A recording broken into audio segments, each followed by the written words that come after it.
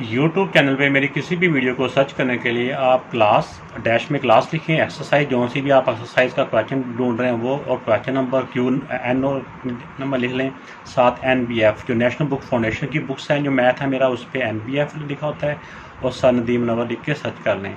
NBF की मेरी 6, 7 और 8 की क्लास के मैथ अवेलेबल हैं यूट्यूब पे। इस तरह 9th और 10th की जो PTB है, जो पंजाब टेक्स्ट बुक बोर्ड का मैथ है, वो भी इस टाइम तक अवेलेबल हो चुका है, अपलोड काफ़ी हद तक हो चुका है। कुछ चैप्टर भी रहते हैं, वो भी कुछ दिनों में हो जाएंगे। तो उसके लिए यहाँ पे आपने 9th 10th के लिए PTB लिखना होगा, PTB, बाकी एज इट इज़। पार्ट 1 में बेटा find the volume of cuboids having the following dimension. Dimension कहते हैं उसकी जो साइड्स होती हैं, जो अतराफ़ होती हैं, साइडें होती हैं, उनको कहते हैं। उनकी जैसे लंबाई, चौड़ाई और हाइट इतनी है, इसका वॉल्यूम फाइंड करना है। वॉल्यूम फाइंड करने का क्यूबॉइड का सिंपल सा फार्मूला होता है कि लेंथ और विड्थ और हाइट तीनों को आपस में मल्टीप्लाई करो, उसका वॉल्यूम आ जाता है।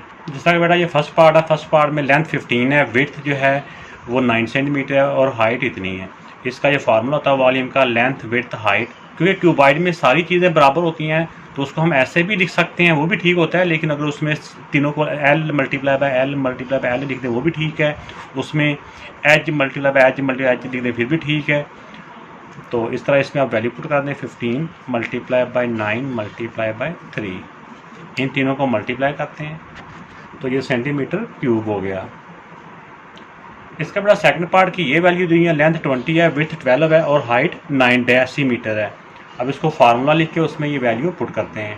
आप ये तीनों वैल्यू पुट करती हैं, आप पहले इन दोनों को मल्टीप्लाई करेंगे, 240 आ जाएगा, फिर 240 को 9 से मल्टीप्लाई कर देंगे तो इसका आंसर आ जाएगा।